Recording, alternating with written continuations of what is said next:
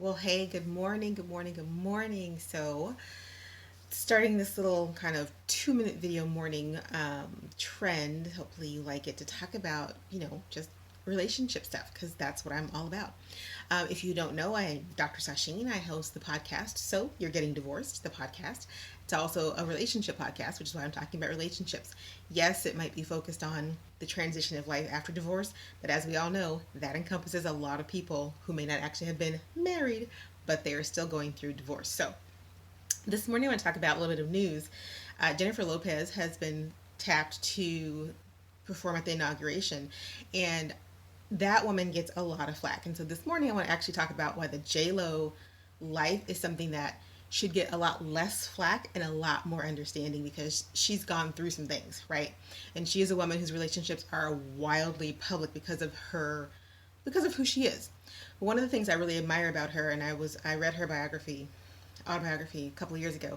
One of the things I admire about her is that she understood intuitively that even though appearances may have indicated that she was extraordinarily happy, when her relationships reached a place where she understood that in order to stay, the cost to stay was so high, and it was the cost was too high, and she had to move on. She made those decisions even in the face of a lot of public scrutiny, even in the face of of leaving what some might have considered the love of her life at one point, understanding that in the course of a relationship, and this is so valuable, it's a valuable lesson that I really want you to hear and understand, because it's something that we don't want to acknowledge.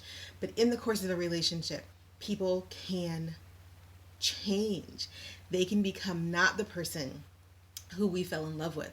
They can become actually the thing that blocks us from our ability to love ourselves. And that key, that piece that, I was reading her autobiography, and that piece was so relevant and so important that it's something that I've thought about for years.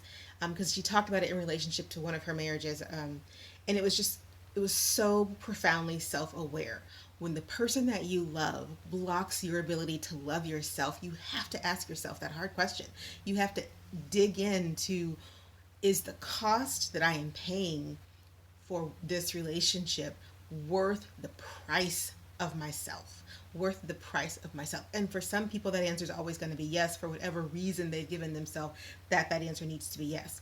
But listen, divorces are not going anywhere. People are still coming together and falling apart. And I firmly believe that if we understood that the goal is to be whole, happy, and healthy, then we would stop making someone else the barrier by which we can love ourselves, the barrier to loving ourselves. And so she made a decision, a really hard decision. She writes about it very beautifully, or um, to remove herself from a situation where the price of loving herself had to come before the price of staying in the marriage.